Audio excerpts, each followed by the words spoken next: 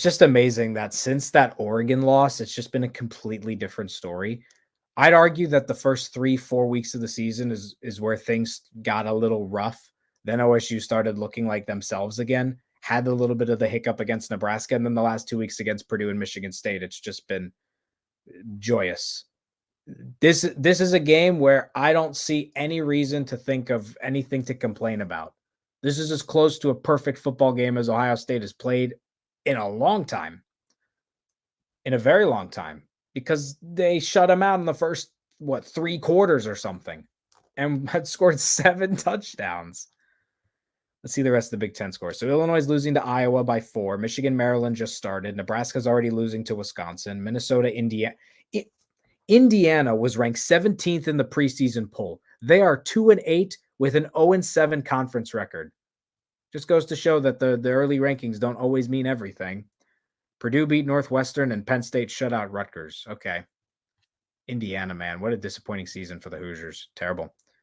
Think Ryan Day should look for a DC in the offseason? I don't know.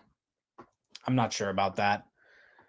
We'll see. The defense has improved significantly. There's a night and day difference between the defense we saw tonight compared to what we saw in week 1, week 2. They're just getting better and better.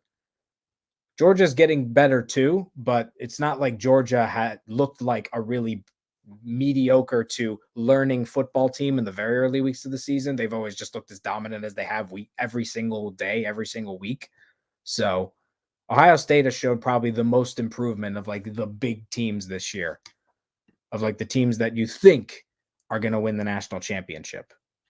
And one thing that is a little bit intimidating going into the rankings on Tuesday is because of the way Ohio State's been playing recently and how much they're destroying conference opposition. Does that make the Oregon win that much better? I think for the committee, they're going to look at it and see, yeah, it does. Oregon beat this Ohio State team in Columbus. So that to me is something that the committee might take into consideration, and partially why Oregon will always be ahead of Ohio State no matter what the Buckeyes can do, because of the whole head-to-head thing. But at the same time, Oregon was playing a vastly different football team. Ohio State is playing like the second best team in the country right now. Are they the second best team overall in the country? Maybe. You could say Alabama is. You could maybe say Oregon. I don't think Oregon is. I don't think Oregon's a top 4 team personally. I maybe would put them at number 4. I still think you need to give Cincinnati some just due. But right now, Ohio State is playing as the second best team in the United States in college football. Georgia's the best. Ohio State's the second best, based on just the way they're playing. Michigan State wins versus the Rodents of Ann Arbor. Buckeyes over MSU. Yeah, talk about a difference. Michigan State beat Michigan, and their running back had 5 touchdowns. They won the game by 4, and then they go ahead and lose to OSU by 49. There's talent on that D, very young for the most part. The more they play, the better they're getting. Exactly. Wish we held them from getting that 1 touchdown. Yeah, it is what it is. A shutout's always nicer, but it's okay. 7 points is still pretty freaking good.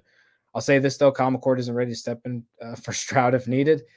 Yeah, I don't know if we're going to have the Cardell Jones type story in the very unfortunate event. Hopefully it doesn't happen, and I don't think it will, but you hope it doesn't, that CJ Stroud potentially could get injured, and then you have to bring on Kyle McCord or Quinn Ewers to play quarterback.